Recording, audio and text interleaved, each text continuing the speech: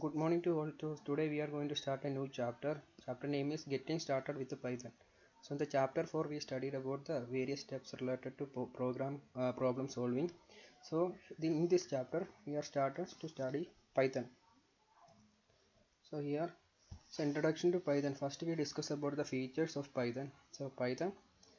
Python is a high-level programming language. So in the previous chapter, we already discussed about what we mean by high-level language and low-level language.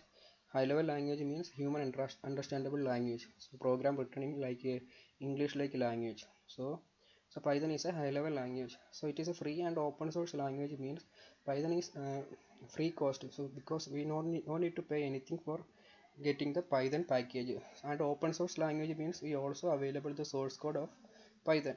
So Python is an interpreted language. So in the previous chapter, I already teach about what you mean by a language translator.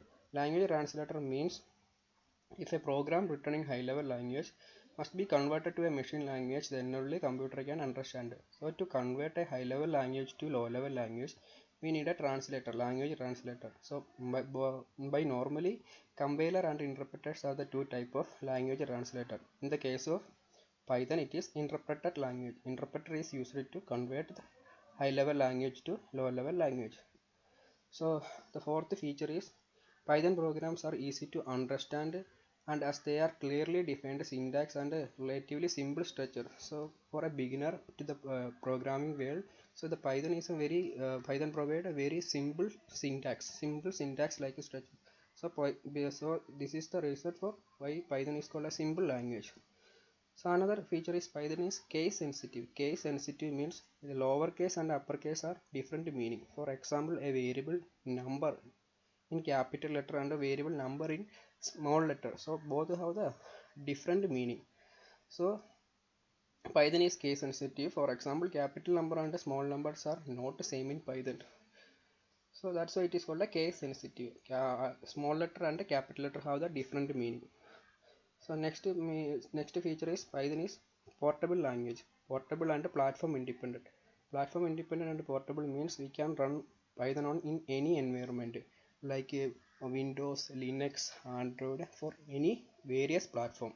So that's why Python is called a portable and a platform independent language. So next feature is Python has a rich library of predefined functions, which means that it already defined a lot of functions. We can just reuse that function for enhance our programming features. So Python contains a rich library of predefined functions. So Python another feature is Python is also helpful for web development. So not only like application development, Python is also useful for like web page development. So many popular web services and applications are built using Python. So Python, one of the main framework is called Django. That in the plus 2 you are start to study about Django.